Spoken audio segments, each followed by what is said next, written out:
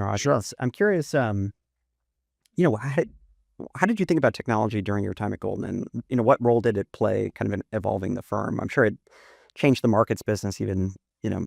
Oh my God, we were always, the technology was always changing everything. And, by the way, and a lot of not everything, but a lot of things in finance, it's winner take all. Totally. If you put your, I'm sure the world has moved on, but even a few years ago, if you had a, if you had a risk, an execution system that communicated digitally back to the floor of the exchange, you wanted your computers a half a block closer to the exchange than everybody else's, because the milliseconds Mattered. Yeah. not only mattered, it was winner take all. You got everything. You got that. You got the offer, or you hit the bid, and other people were left looking at it, looking at your dust Totally. for that. So you were always competing for the best technology in a winner take all situation. And by the way, a lot of life, whether people realize it or not, is winner take all. Sure.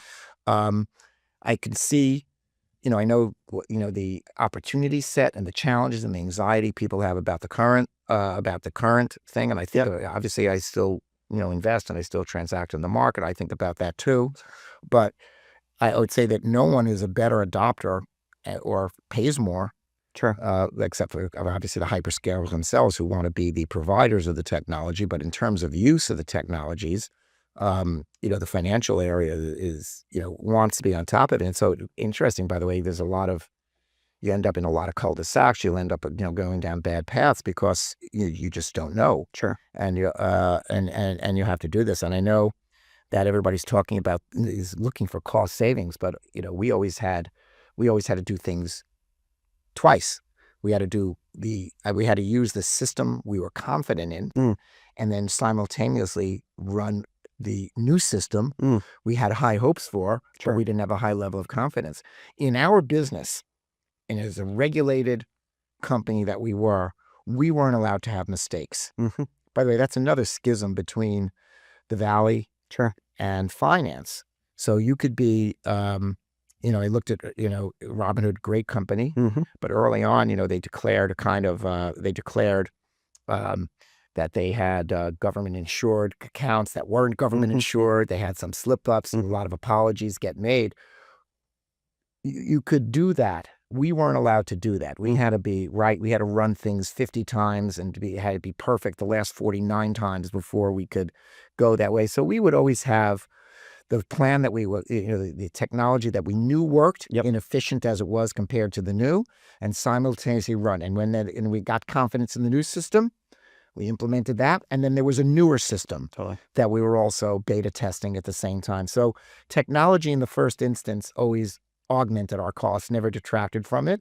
But as we went from one lily pad to another, things got better and more efficient. But we were always testing new stuff and always geared towards it, and always very anxious about what would happen if somebody trumped us on something. By the way, in addition to execution capabilities and things that go to the efficiency, we also, our risk systems. By the way, we had a huge technological advantage because of what we invested in early on. Totally. Yeah, we did a similar podcast with Marty Chavez a couple of years ago, and he really credits you for helping kind of drive support or maybe adoption of SecDB, kind of, as you took over more parts of the firm, getting everybody to kind of. Yeah, I don't know if I accept whether or not, except for blame, I accept anything that comes my way. But we did have very good early stage risk models. By the way, SecDB, which is, which was a kind of a risk management system that we had, and it's kind of modular, whereas other things were kind of rigid. We can always, change things. It was so good and so flexible that I think it's like the system must be between 25 and 30 years old, and the core of it is still implemented. It's the only thing I know like that, and I once tweeted this out, because the battery, I still have my HP12C calculator. Amazing. And the battery went out, and I know that battery must have been hanging out for 22 years. I think I own that device for like 40 years. And I looked at that and I said, I never thought of this before, but what consumer device it's still chugging after 40 years, not only are people still using, but looks like it could have been designed, last year. Totally. It's an amazing thing. Well, our SecDB was kind of like that. Amazing. It was also, but it wasn't a consumer device, but it was good like this. So I have a lot of admiration for some, for design that really, you don't expect design to stand the test of time. So fashion doesn't. Sure. But this does. I'm telling you, the original iPhone looks like an old product to me. Totally. The HP12C looks pretty good. We think a lot about like systems of record and their durability, and I think SecDB was sort of an example of that, certainly at Goldman. One of the things that I think was unique about your career as well is you spent half of your time at the firm kind of pre-IPO, in a partnership, and half the time, post. Sure, very relevant to your entrepreneurs. Totally. And I'm curious, now there's an entire generation of leaders at the firm that didn't know Goldman, pre-IPO. Right, but they know the culture of Goldman Sachs, which has its roots and is committed to the principles that were evolved from the partnership. Yeah. And so they may not know it's a partnership, but they know how we work. Yeah. I mean, maybe you could describe kind of like what were those principles kind of pre-IPO, and people really credit you also for kind of, carrying that culture forward, right? Ashok said this as well, which is like, we don't have a partnership, but it still feels like it's a partnership. Right. So let me just say the difference, because people aren't alert. And in a partnership, now we're a big firm. You're dealing with small firms who want to become big firms, and some of them have become big firms. But there's a really big difference between a partnership culture and a corporate culture, but sometimes by necessity. And it was really to go public. And I'll tell you, we can go into that direction, but we had to go public. But one of the big impediments to going public was the fear that we'd lose our partnership culture. Now, what do I mean by partnership culture? Partners own the firm. Right. The employees there, especially the senior people, are your co-owners of the partnership. To the extent that you're a senior partner, a lot of it is by consent of the governed. When you're looking at your senior culture, they don't just work for you. They're not just subordinates. They're your co-owners of their business. They have certain expectations that come from that. For example, their fortunes rest on the success of the whole enterprise, not just their narrow silo.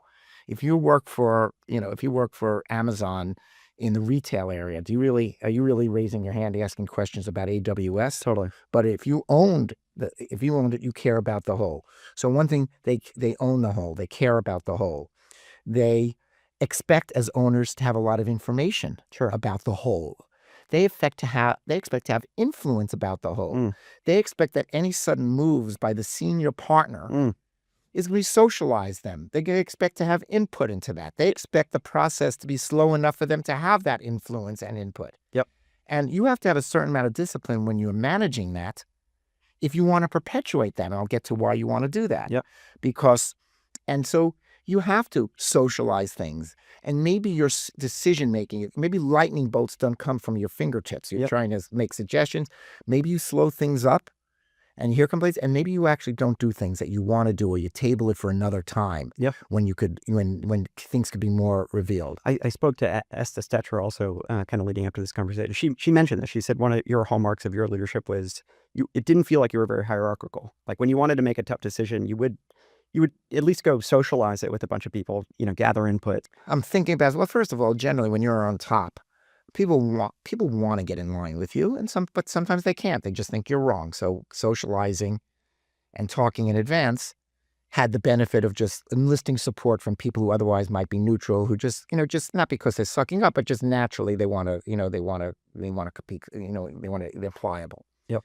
And then you had to honor the fact that they felt like owners. Now, why do you care when they feel like owners? Because you get a much more stable organization. They feel attached, they feel committed. Even people who've been there for a few years take that away with them. And people who've been out of the firm for a long time still self-identify as ex-Goldman. By the way, how we treat, one of the examples of that kind of ownership, we treat our alumni very specially. Goldman has an alumni office. I put that in. An alumni office where I spoke to Allison Mass. Yeah, Allison Mass is a partner, and she runs our alumni office where we do things for people who've been out of the firm for 20 years. I was going to ask you about this. Like, I was only at the firm for 3 years. Not that long, but I still have a lot of affection for my time at the firm, and it's a weird thing, right? It's and even people who've been out of Goldman for decades, Jim Cramer, you mentioned in the book, they're still often defined by the. Oh no, he goes on TV too. Like, he hasn't been in Goldman for 35 years or something like that. Where does that come from? Again, it's how, it's a lot of times, it's crazy to expect a kind of loyalty if you don't show loyalty. It's crazy to expect commitment if you don't show commitment. I would say leadership, my predecessor did, my successor does. Yep. the challenge of Goldman Sachs, we had to go. I mean, I can get into this. Sure. We needed to go public. Yeah. Grow the balance sheet. And when they repealed Glass-Steagall, once upon a time, the lenders were separate from the investment banks and the investors. That got repealed, and all of a sudden, people who gave advice could now implement the advice by financing it. So we had to, if JP Morgan was going to become an advisor, we had to become a good lender and a good financier. So it meant that we had to have a bigger balance sheet. We couldn't run that on impermanent capital of a partnership. And so we had to go public. But the big anxiety was we'd lose the partnership culture. We went public, basically, in an instant legally, but it's taken 25 years to get it done in a way that it wouldn't undermine the partnership culture. So we do those things that make it partner-like. We have partnership elections. We pay people based upon how the whole firm does. If your area does particularly well, you'll know it in your compensation. The most important thing in compensation is how does the whole firm do? And so you get people who are bankers sourcing investment things for the merchant bank. You have people investment bankers who would like us to represent their client on an auction. And there are 3 other investment bankers who represent 3 different potential buyers, and you have to pick one. And we sort it out together collectively. What's the right place for Goldman Sachs to be? Or maybe we should represent the seller, or maybe we should be a buyer ourselves. How do you decide that? And you explain it and you do it. You let everybody have their say. Now, what should we do here? And you convince people that if they throw in with the enterprise as a whole and sacrifice in the short term, they get to use the platform and exploit it for their professional career and their personal career. So you got to get it's like, I use as a metaphor, the metaphor of the 800-pound gorilla in the jungle gets his way. I'm the 800-pound. But what if you have 20 800-pound gorillas? 19 have to say, excuse me, after you. And how do you get them to do that? And that's a bit of the art. And we did that. The firm did that over. By the way, there were other things that we had to do in terms of reform and make a public company. In a private company, your company, your partners, presumably, everybody cares about making money for their investors and their clients. But as far as you're concerned, you don't care whether you make money smoothly in 5% higher increments every year. You can have 3 in a 10-year cycle. You can have 3 fantastic years, make no money for 5 years and lose money 2 years. And it could work out well. In a private company, you care about the earnings. In a public company, you care about PE. And if you have volatile earnings, your shareholders don't like that. They reward you with a lower multiple, or they punish you with a lower multiple. And we've seen that even more recently with shifting, off balance sheet into funds and kind of. And so you could see over time, and Goldman Sachs, and we didn't want to lose the risk-taking culture at Goldman, which is very important. I'll say why in a second. Beyond the fact that it makes money, it's very important. But we shifted a lot of that to off-balance sheet vehicles. And by the way, it means you have to do more of it. Because instead of earning 100-cent dollars, you're earning 20-cent dollars with lower risk and a higher PE and a higher return on equity as a result. But that took some time because you didn't want to lose the people who do that. Now, one of the reasons why it was very important, and apparently less important for other firms who don't have those big investing arms, is that we were able to approach our clients as partners and not just as supplicants trying to get good brokerage business. So we spoke the same language. We were good, we did put our clients first. We would forbear if our clients wanted to do something, or we'd partner with them and bring them in. If we sourced opportunities that they wanted, we'd work that out. And it's not always easy to work that out, but we were able to engage with our clients as peers and not merely as supplicants looking for business. And so a little more swagger, a little more understanding of what our clients are going through, because we're principals also.